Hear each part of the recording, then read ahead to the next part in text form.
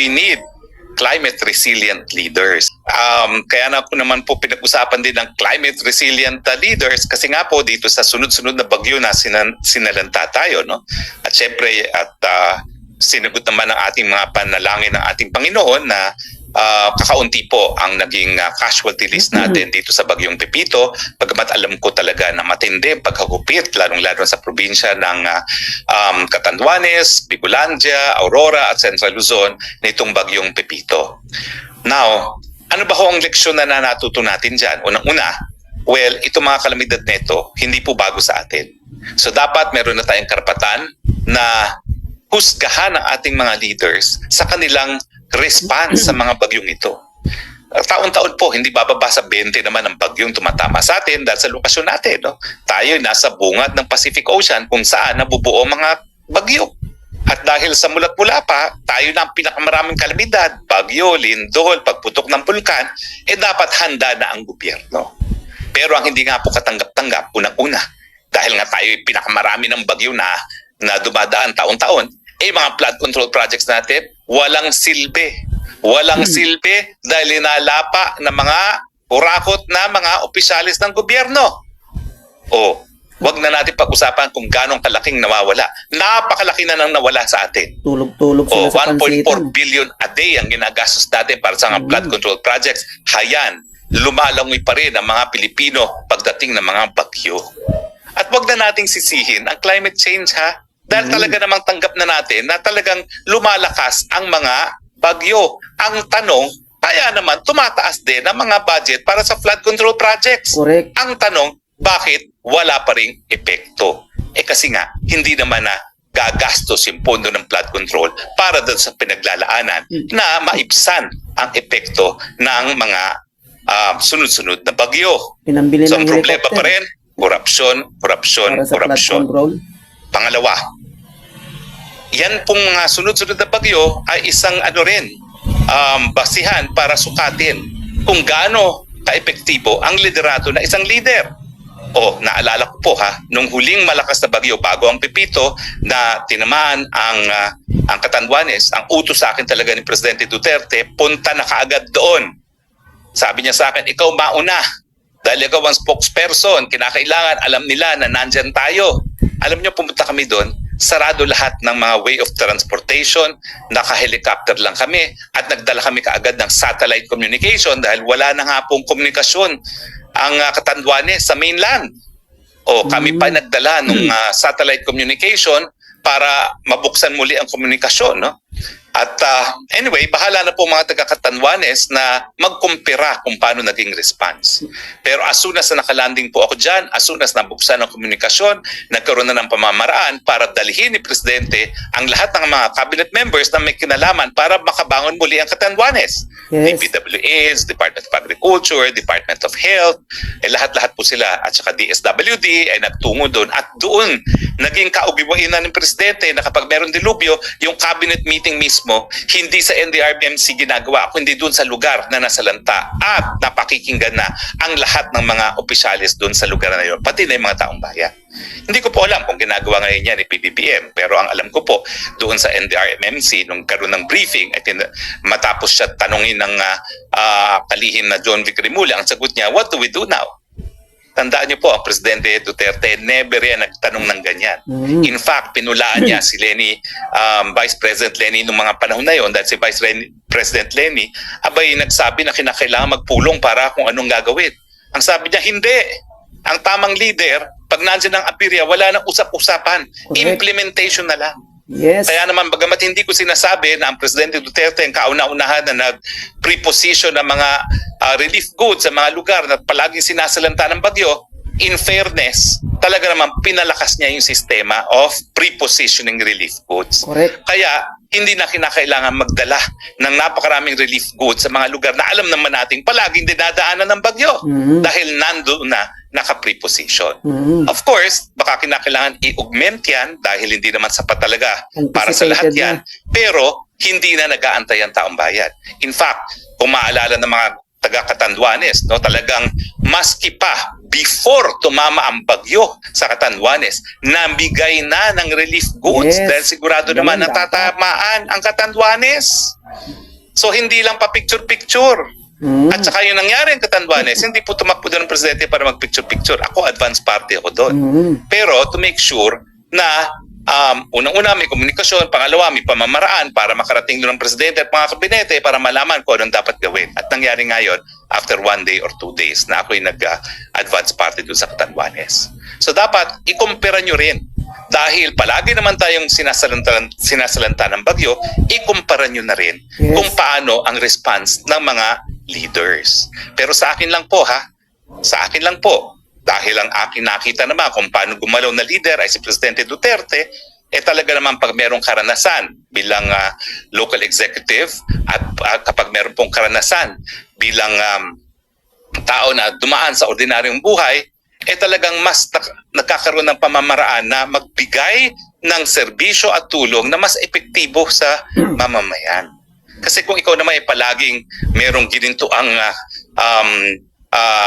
kutsara sa iyong bibig buong buhay mo, ano man ang alam mo sa buhay ng mga ordinaryong mga mamamayan.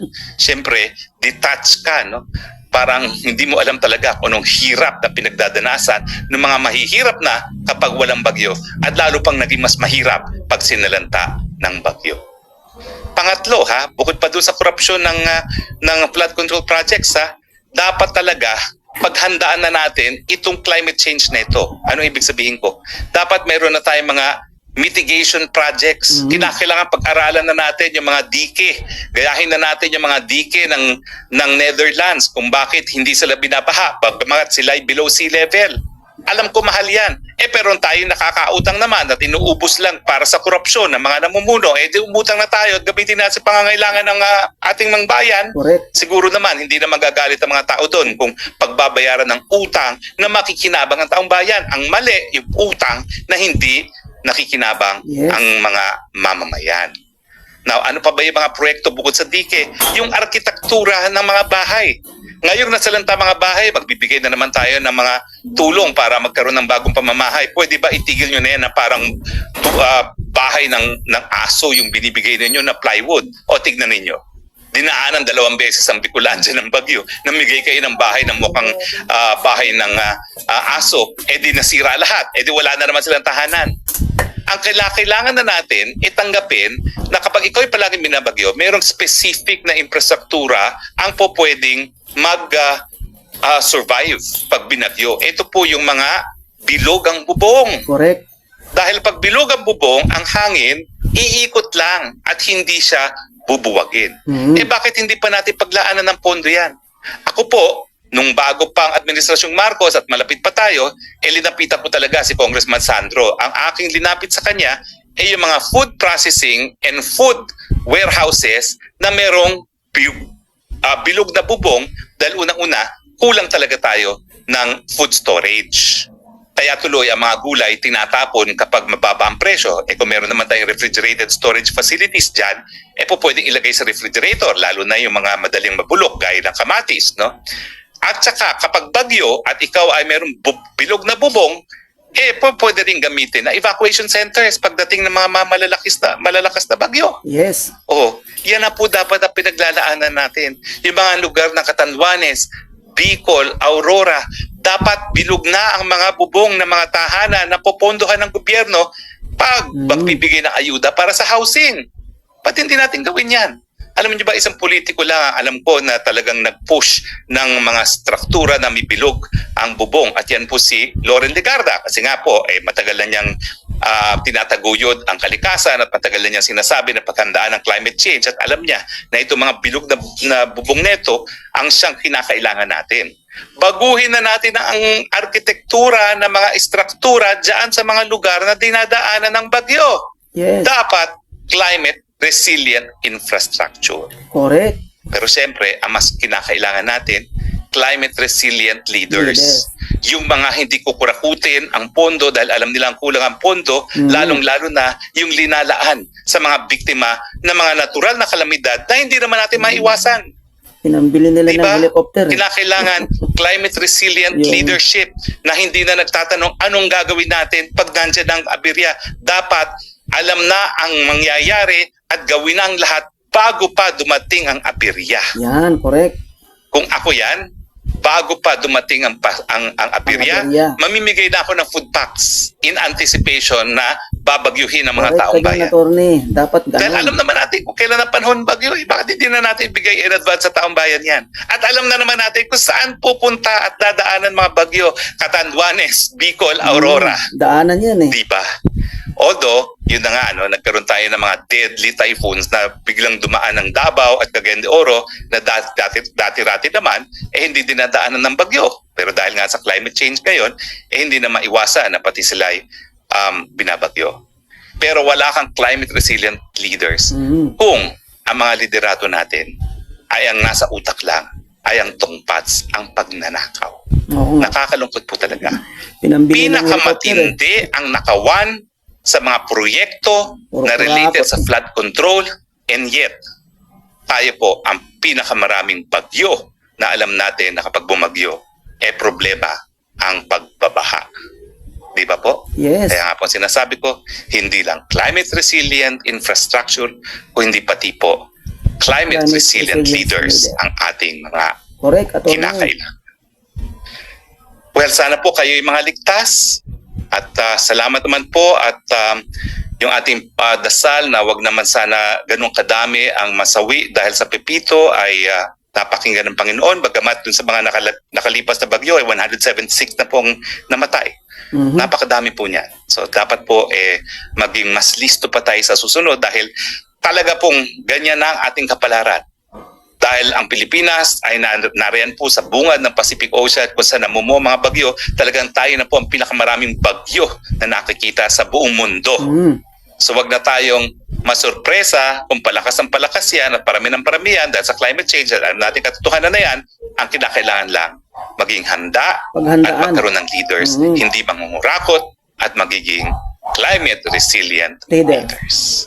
Maraming salamat po sa inyong pagtangkilik. Hanggang sa muli nating pagkikita, ito po ang inyong spokes ng bayan, Harry Roque, nagsasabi, Yes. I love you Philippines. Approve. The only country I have, you're the only country that I love. Bye.